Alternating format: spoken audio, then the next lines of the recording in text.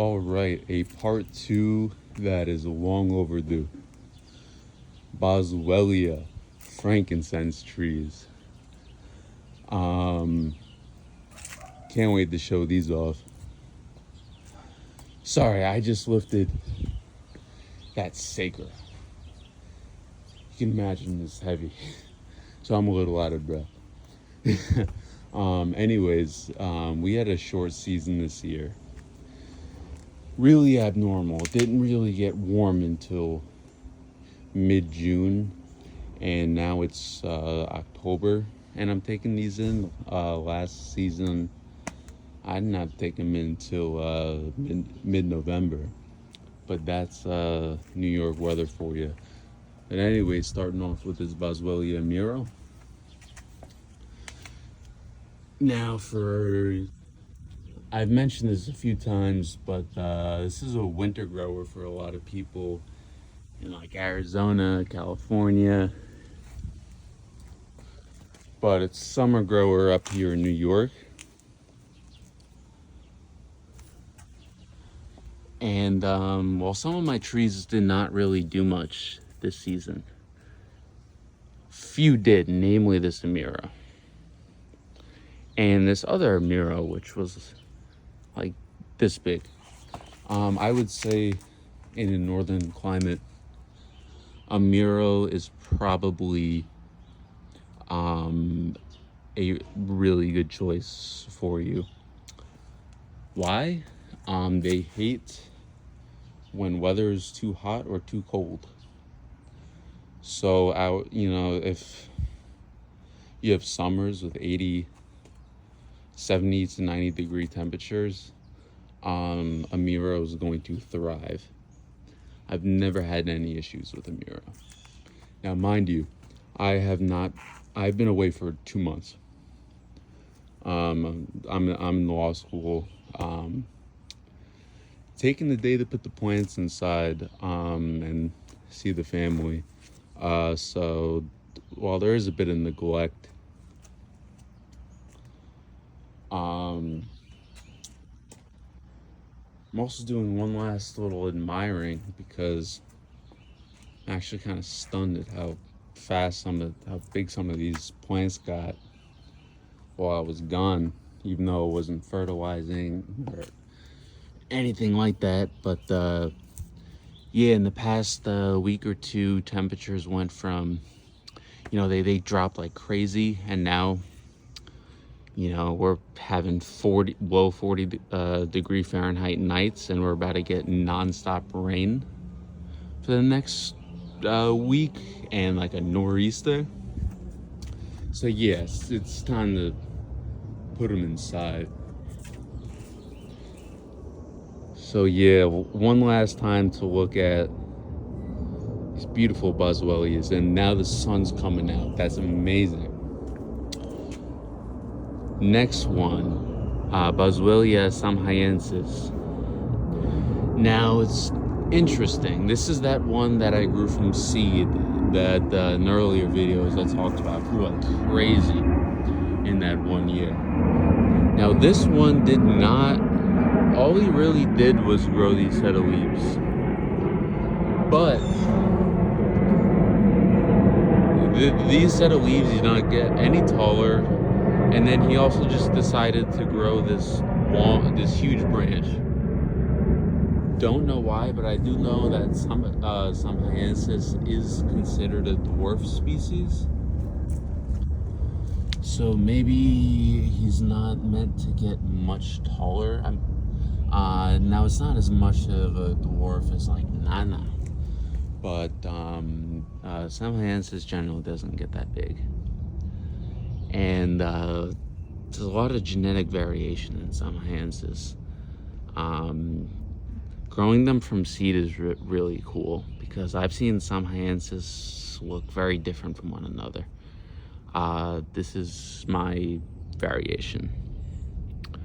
I had others, but I did let a bit of plants go.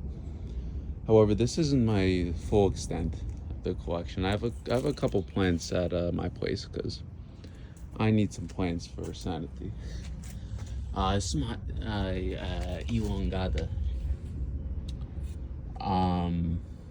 The original elongata. Now, last year it grew like mad.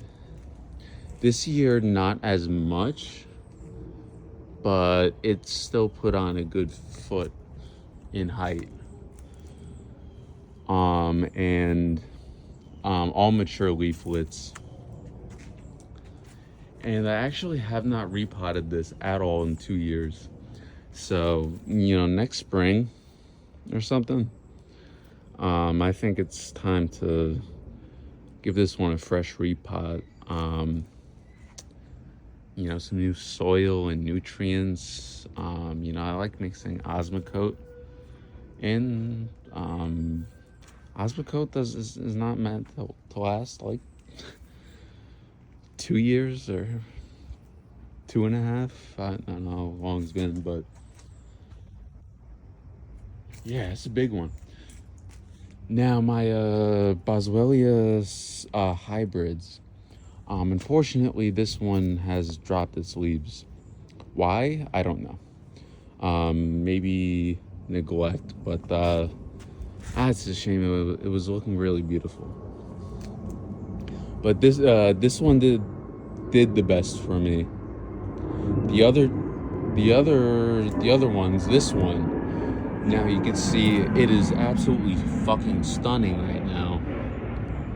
But it's funny because when I left for law school early August, it had like one set of leaves. Oops, sorry about that. I'm gonna stitch that. But yeah, as soon as I left, that's when he decided he's gonna start growing.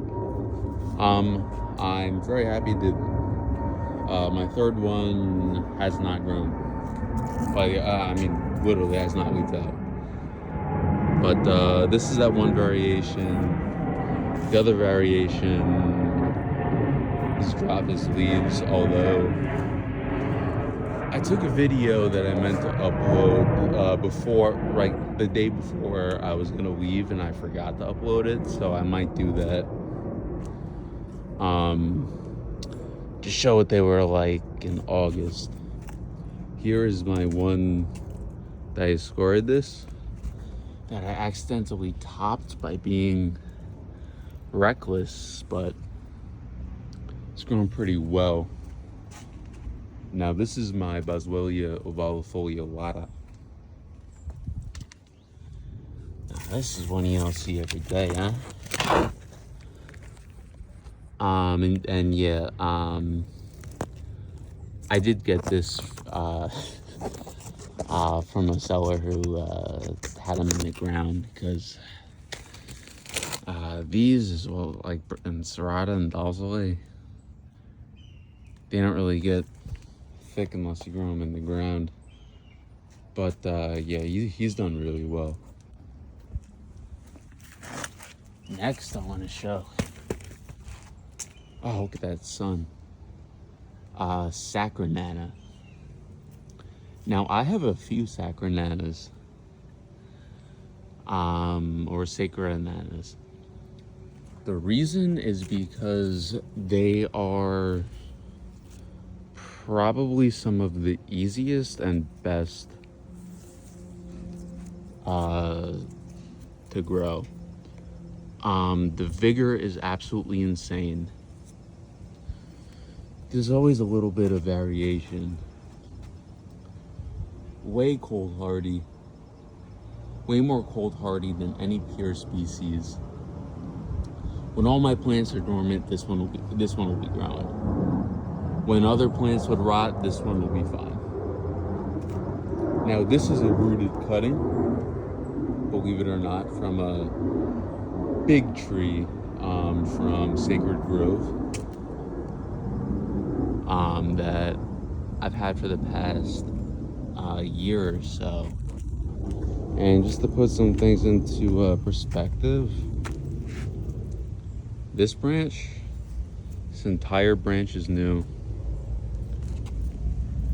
This branch is new. This branch is new. All of these are new. He grew like crazy. And also what I love about this sacred Nana is, Nana doesn't have peeling bark, but this one does. Sacred Nanas generally have peeling bark, which is, come on, that's pretty cool. But yeah, Boswellia Sacred Nana, one of my largest frankincense trees. And again, if you're in a colder zone and a little worried, Sacred Nana is probably the safest bet. It's probably the most common hybrid. I love hybridized species,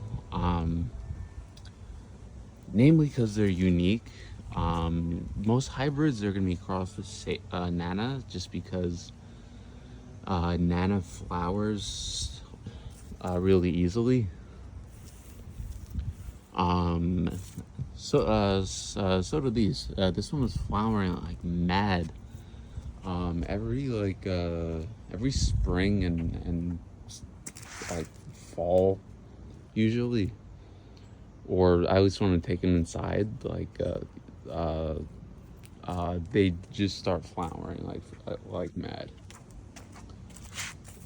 Anyways, I just wanted to show you some foliage. Well, it's with a few different unique trees, and it's kind of the beauty of open pollination. This one kind of looks, as like very nano-like leaves, other than these little leaflets down here. I have one like small seedling at my place, indoors, by the way. I have a little apartment, but the leaves look exactly like Sacra. You wouldn't even know that it was Sacred Nana.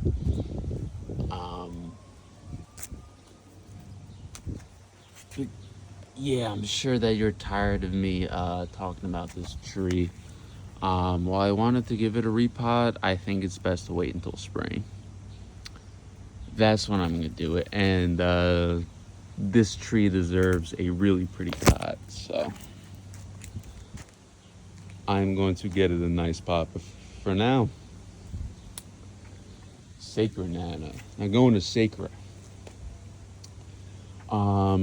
This Sacra did not grow as much as it did last season. I did give it a repot, but I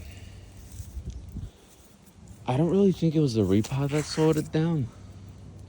It was just the temperatures, but like it was so freaking cold this entire spring. It was insane. But finally, this is actually the fullest it's really come to. And at least put on a little bit of growth. But yeah, Sacra is a bit temperamental and a little bit difficult at times. However, this is a 17. No, this is almost like a 20-year-old tree. Yeah. Of course I didn't grow it all myself. I'm only 25. I got this tree a few years ago from someone who got it as a seedling from a mini tree way back in the day, and I'm very blessed to have this tree. It is gorgeous, and I always put it inside in the same spot. And while it drops its leaves inside, just it's hard to capture, but the way it grew, the twisted trunk, I find it very beautiful. And while normally a 20-year-old Sacra could be much bigger, the person who grew it was also in a cold climate like me, and he kept it in a very, very small container to keep it nice and squat. I think he did a little bit of pruning. Did a great job at making this tree beautiful. Hope he sees this actually, just so he knows his tree has been doing exceptionally well. I mean, look at that. Look at that top. But yeah, this is my one and only, but actually not my one and only. I have a big rooted cutting of Sacra. I don't got the temperament to grow Sacra from seeds anymore. I actually just germinated like 50 Boswellia neglecta seeds. It's been a while since I've grown Boswellia from seed. Neglect is probably one of the easiest to grow from seed. I did that indoor, and maybe I'll make some videos of my whole indoor setup at my other place. Anyways, moving on. It's my other Boswellia diascoritus. And freaking massive, one of my favorite trees. I was almost gonna sell this one, but at the end I just could not bring myself to do it. And yeah, I mean, it's pretty easy to see growth points for the season.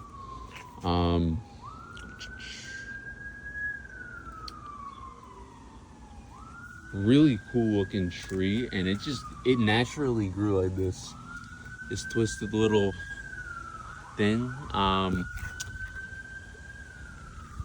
There's one little cut here, but like this growth is natural. Diascoritus, the other one over there is kind of the exception, but they grow in all sorts of funky ways. Yeah, this one needs a repot too. He needs some fresh soil, but again, it's a spring thing. I've got a day here left, unfortunately. So, but you know, I figure I want to make a video because we're not gonna see any of these until next season, and I also may be hopefully working at some firm, so I'm not gonna have as much time. So I'm gonna be putting out a lot of videos before I have to put everything back inside. I got some olive trees to plant and a bunch of other shit. But I'm gonna make a video about some Camifora and then a few others, and then we'll wrap it up. I did skip over some stuff. Okay. I knew. Okay, here's Boswellia nana. This is the largest one I have here. My other big guy I took with me, but he's been stubborn as shit. I gave it a repot, and you know, it dropped its leaves like normal, and it's just not budging. That one's indoor, which is unusual. Nana's generally pretty easy, but this one right here is a pretty big Boswellia nana. I can't tell you exactly how old it is, but yeah, really beautiful. I always love Boswellia nana. Here's another Boswellia nana. And yeah, I mean, these are truly dwarf species. Yeah, he decided, you know, first he grew like that, and then last year it was like this, and then he decided to just make a curve.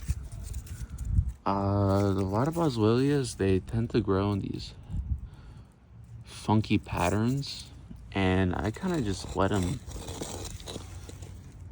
be. Just let them take whatever funky looking form they want.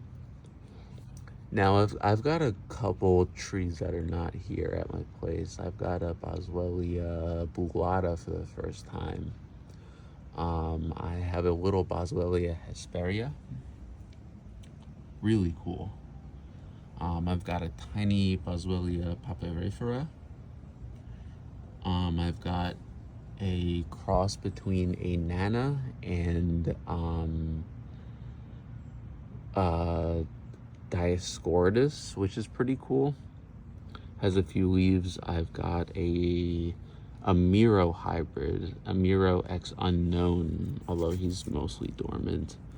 And a couple others. Screw it, I'll make a video about those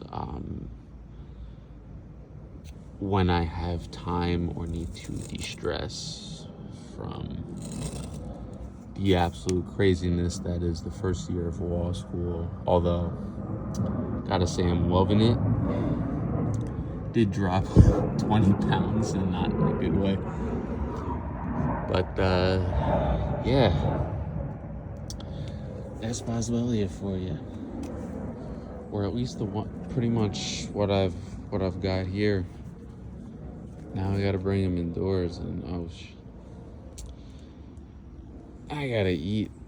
That's one thing about law school. You kind of start forgetting to eat. You're just doing shit.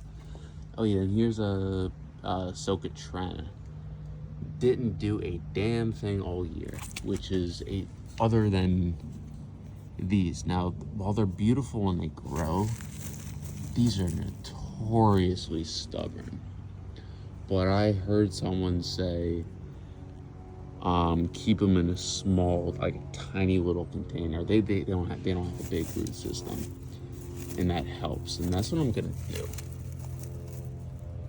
And see if he wants to budge, because literally did nothing all year except this. And this is Boswellia socotrana, subspecies esplendifolia.